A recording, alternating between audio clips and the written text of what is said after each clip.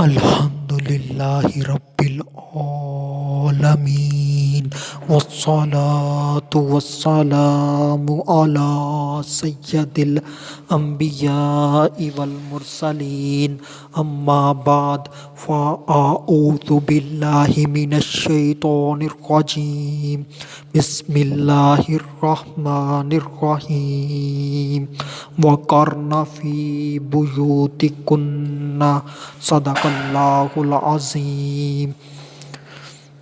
اور اپنے گھروں میں ٹھہری رہو۔ آج کا جو میرا عنوان ہے وہ ہے کیا عورت رمضان المبارک میں عمرے کے لیے اپنے شوہر یا پر اطمینان محرم کے ساتھ جا سکتی ہے یا نہیں؟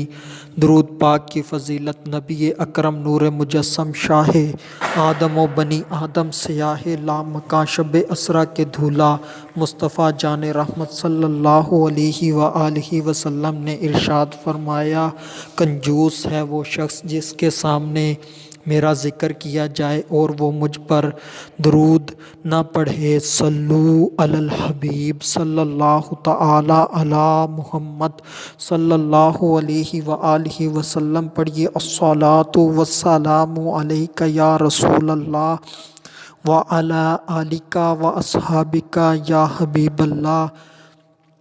سوال یہ ہے کہ کیا عورت رمضان المبارک میں عمرے کے لیے اپنے شوہر یا پر اطمینان محرم کے ساتھ جا سکتی ہے یا نہیں جا سکتی؟ اس کا جواب سماعت فرمائیں۔ جو عمرہ ہے نہ یہ فرض ہے اور نہ ہی واجب ہے۔ اگر عورت عمرہ نہ کرے گی تو اس کو کوئی گناہ نہیں ملے گا، اور اگر وہ عمرہ کے لیے گھر سے نکلتی ہے تو اس کے لیے خطرہ ہے۔ پہلی بات یہ کہ وہ رمضان المبارک کا مہینہ ہے اور اس مہینے میں عمرے پہ آنے والوں کی تعداد بہت زیادہ بڑھ جاتی ہے۔ دوسری بات، عورت مردوں کے اندر غلط ملت ہونے سے یعنی کہ آپس میں مکس ہونے سے نہیں بچ سکتی۔ اور تیسری بات یہ کہ وہ بے پردگی سے بچنا اس کے لیے مشکل ہے۔ وہ پردے کی تمام معلومات ہو سکتا ہے نہ رکھتی ہو یا پردے کے تمام تقاضے پورے نہ کر سکتی ہو، تو اس صورت میں تو الٹا وہ ثواب کمانے کی بجائے گناہ میں پڑ سکتی ہے۔ تو عورت کو نفلی اعتکاف، نفلی حج یا پھر عمرے پہ جانے کی بجائے گھر میں ہی رہنا بہتر ہے۔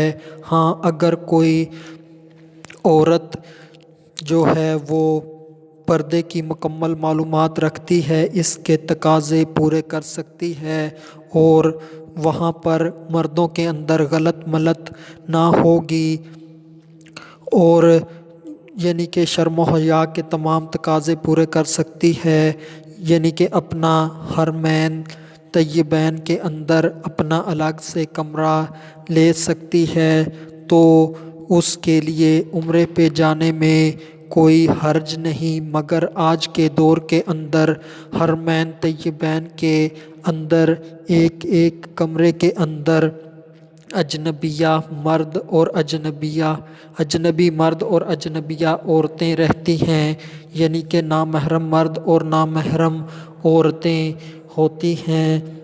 اور اسی طرح منی شریف اور دیگر مقامات پر جو خیمے ہوتے ہیں ان کے اندر بھی نامحرم مرد اور نامحرم عورتیں رہ رہی ہوتی ہیں۔ تو یہ بہت فتنے کا یعنی کہ آزمائش کا مقام ہوتا ہے۔ تو جو مدنی ذہن رکھتے ہیں اسلامی بھائی یا مدنی ذہن رکھتی ہیں اسلامی بہنیں، تو جو شرم و حیا کے پابند ہیں اور جو بہنیں مدنی برقع پہنتی ہیں اور شرم و حیا والا ذہن رکھتی ہیں، تو ان کے لیے بہت آزمائش ہو جاتی ہے۔ تو اس سے بہتر ہے کہ وہ ان چیزوں سے بچ ہی جائے۔ ہاں، جو کوئی اس کے تقاضے پورے کر سکے تو وہ عورت گھر سے نکل سکتی ہے اور عمرہ وغیرہ کر سکتی ہے، نفلی حج وغیرہ کر سکتی ہے، مگر بہتر یہ ہے کہ جو نفلی عمرہ ہے یا نفلی حج ہے، اس سے اگر وہ نہ کرے تو اس کو نہ گناہ ملے گا، نہ یہ اس کے اوپر فرض ہے نہ واجب ہے۔ اس کے لیے بہتر یہ ہے کہ اگر اس کا عمرہ کرنے کی نیت صرف اس لیے ہے کہ وہ ثواب کمائے، تو ثواب اس طرح بھی مل سکتا ہے کہ وہ کسی غریب کی مدد کر دے، کسی کا قرض اتروا دے، کسی بیمار کا علاج کروا دے، تو اس طرح سے بھی اللہ کی رضا اور خوشنودی مل سکتی ہے۔ اور جس کی نیت یہ ہو کہ میں نے سیر کرنی ہے، تو اس کو تو ویسے بھی ثواب نہیں ملے گا، کیونکہ ثواب کا دار و مدار نیت پر ہے، ثواب کا دار و مدار خاتمے پر ہے۔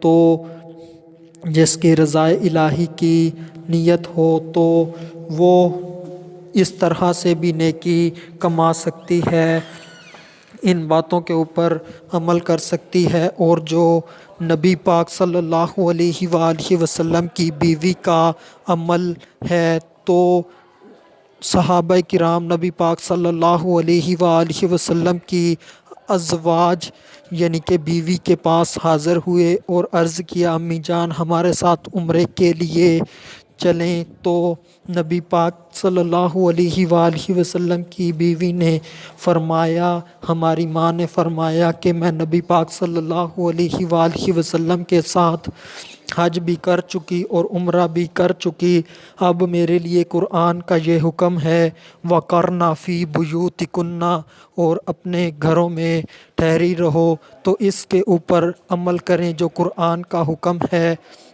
گھروں میں ٹھہری رہیں۔ ہاں، فرض حج ضرور ادا کریں، اس کے لیے گھر سے نکلیں، اور نفلی حج وغیرہ کے لیے یا پھر نفلی حج یا عمرے کے لیے گھر سے نہ نکلیں۔